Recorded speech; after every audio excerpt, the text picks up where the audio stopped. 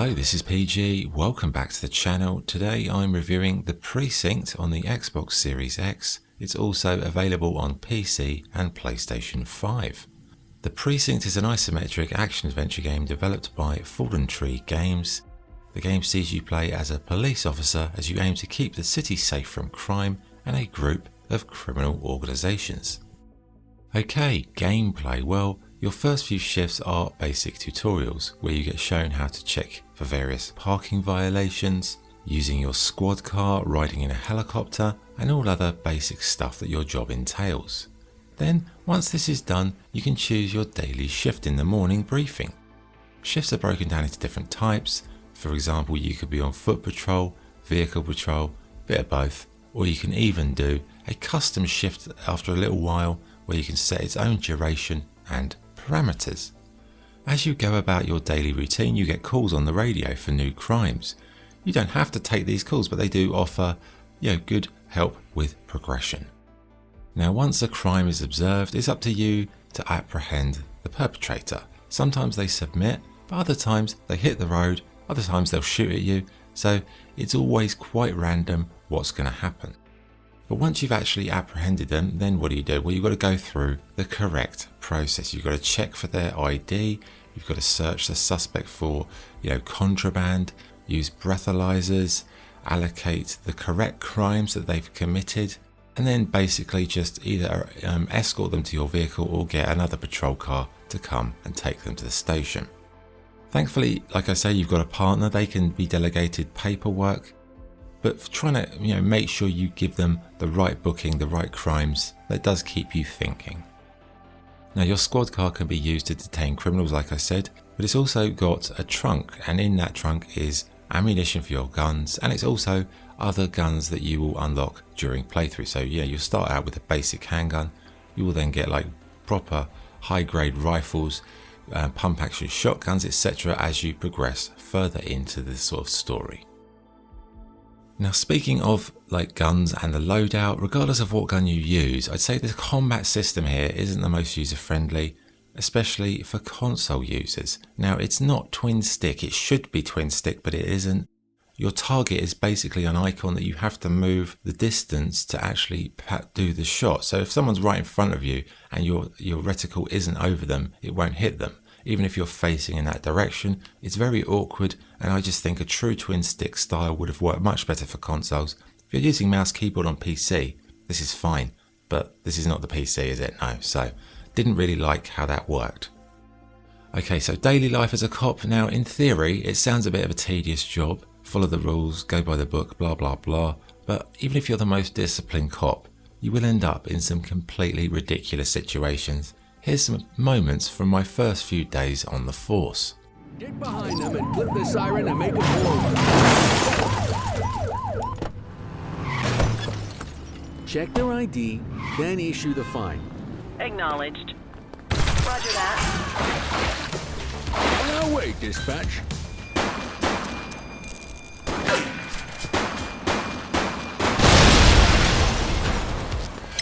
'84 to control. We have a vehicle accident in my 20. Roger.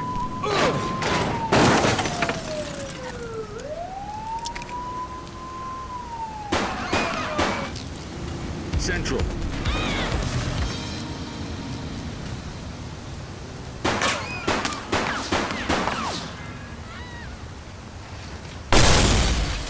So as you can see, things can turn south very, very quickly, and that in itself is what keeps the game from being repetitive. It never gets boring. That was a concern for me. How is it going to play over a multiple hour period? Well, the answer is just lots of fun.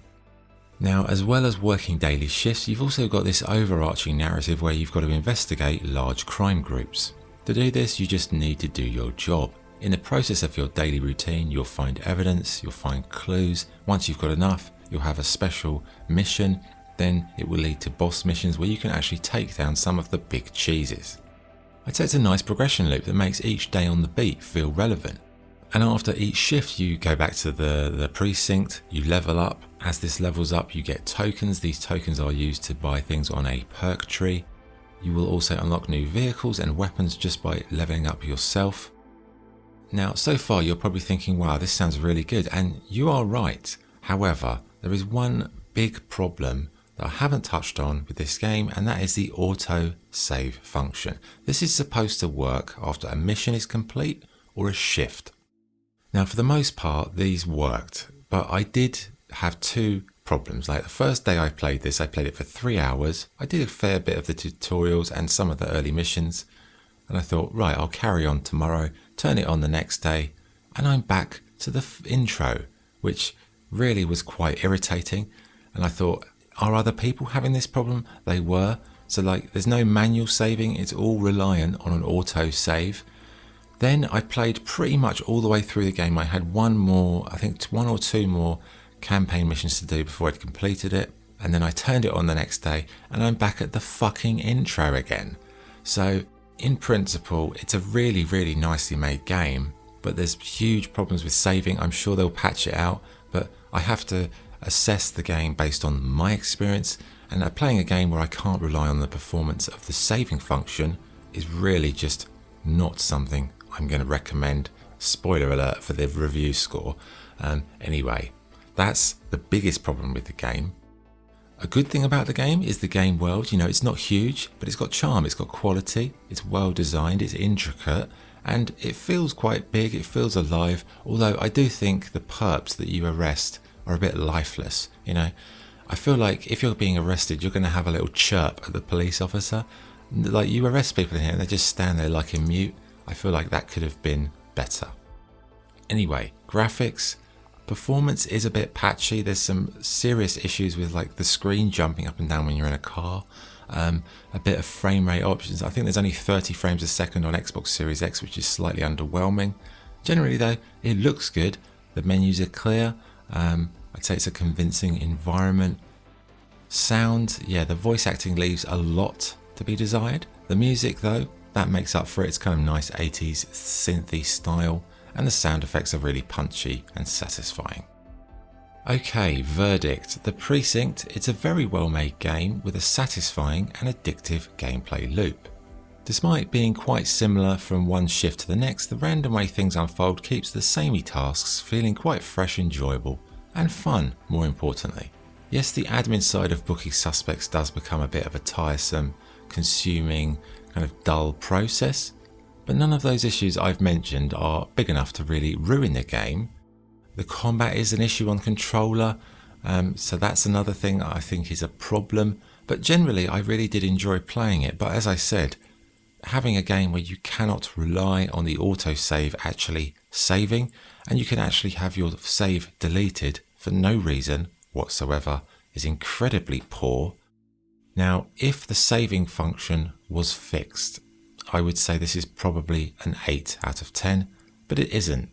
So I can only go on my experience. I would give it a 6 out of 10, because playing a game where I just waste hours and hours and all of that stuff gets lost because the developers couldn't fix the saving system is shonky, poor and janky, and it's another example of low level quality control. Test your game, make sure it's ready, because this was not ready. But when that's fixed, it will probably be somewhere between an 8 and a 9. Anyway, The Precinct. Yeah, there you go. That's the review. Thank you for watching. This is PG, signing off. Cheers.